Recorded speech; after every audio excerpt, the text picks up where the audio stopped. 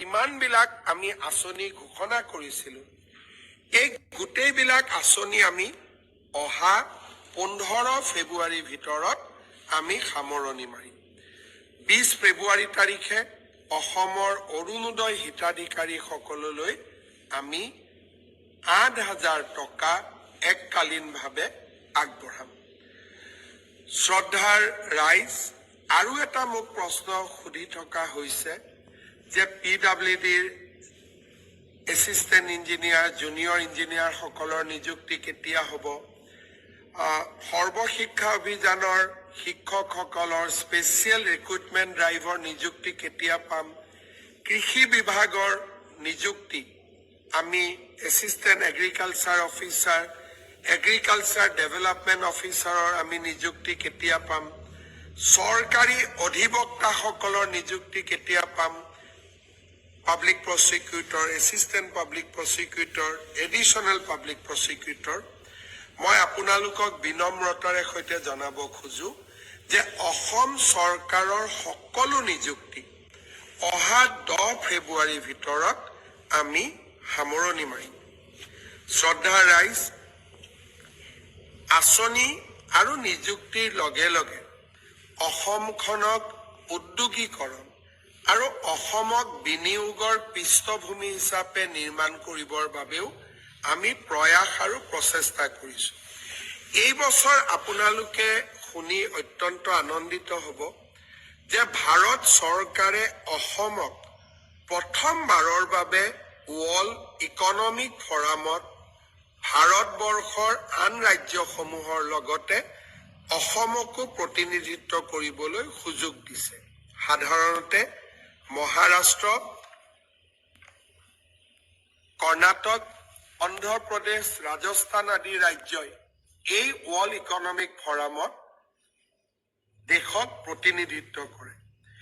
প্ৰথমবাৰৰ বাবে অসমক ভাৰত চৰকাৰে এই সুযোগ প্ৰদান কৰিছে আৰু মই অহা 19 তাৰিখে ৰাতিপুৱা দেভছলৈ যাম আৰু 4 দিন মই দেভছত থাকিম।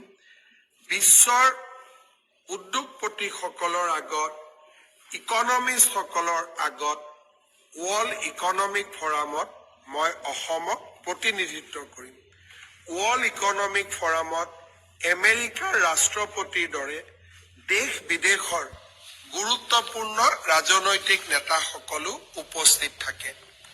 অসমৰ বাবে প্ৰধানমন্ত্ৰী ডাঙৰীয়াই এইবাৰ এটা বিশাল সুযোগ প্ৰদান কৰিছে আৰু অসমৰ ৰাইজক প্ৰতিনিধিত্ব কৰাৰ সুযোগ মই নিশ্চিতভাৱে গ্ৰহণ কৰিম আৰু প্ৰথমবাৰৰ বাবে ৱৰ্ল্ড ইকনমিক ফৰামত অসম যাব মই আপোনালোকৰ পৰাও আশীৰ্বাদ বিচাৰিম।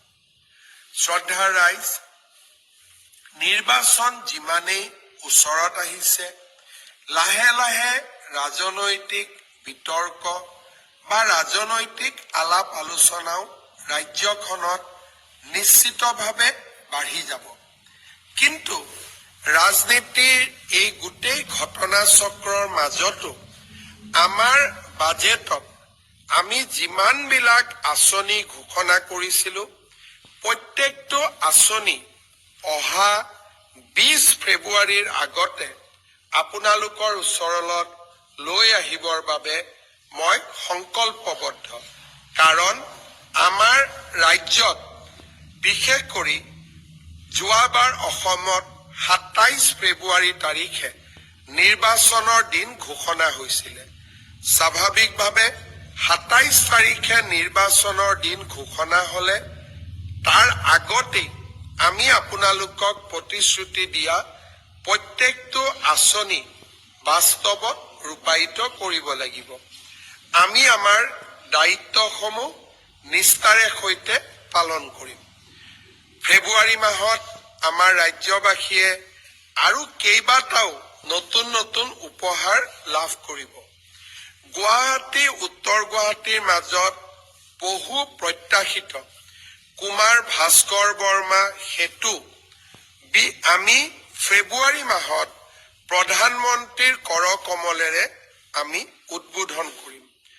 মই অন্তৰত এটা সাহস ৰাখিছো যে ফেব্ৰুৱাৰী মাহৰ ভিতৰত চানমাৰী আৰু বামুণী মৈদাম নুনমাটি গুৱাহাটী ক্লাবৰ উৰণ সেতুখনো আমি ৰাইজৰ বাবে মুকলি কৰি দিয়াৰ বাবে আমি প্ৰচেষ্টা চলাই আছো।